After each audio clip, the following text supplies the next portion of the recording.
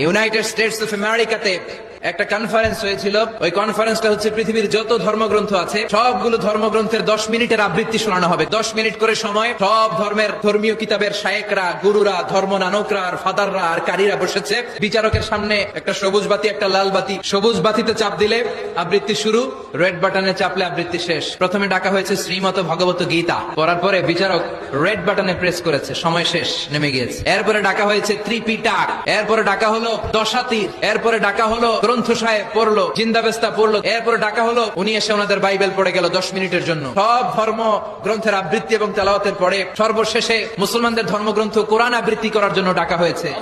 এসেছে মিশরের কারি আব্দুল বাসিত ইবনে আব্দুস সামাদ, পাতলা একটা চাদর আর জুব্বা পরে চলে এসেছে মাইকের সামনে, এসে আউযু বিল্লাহি মিনাশ শাইতানির রাজীম বলে টান দিয়েছে। উনি সূরা ফাতিহা পড়তে সময় নিয়ে নিয়েছে 13 মিনিট।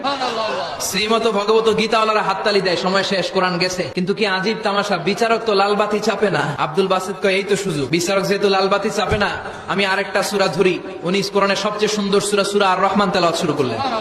উনি উনার গলায় আল্লাহ যত সুর দিয়েছিলেন সব সুর, দরদ, আদর ঢেলে দিয়ে সুরের ঝংকার তুলে পুরো কনফারেন্সকে মাতিয়ে দিলেন। 30 মিনিট হয়ে যায়, লাল বাতি চাপে না। এদিকে অর্গানাইজিং কমিটির প্রধান চেয়ার থেকে উঠে এসে বিচারকের গায়ে ধাক্কা দিয়ে বলে, এই ম্যান, লাল বাতি চাপোস না কেন? ওরে ধাক্কা দেওয়ার পরে বিচারক ভূত দেখার মতো চমকে উঠছে, কি হ্যাঁ লাল বাতি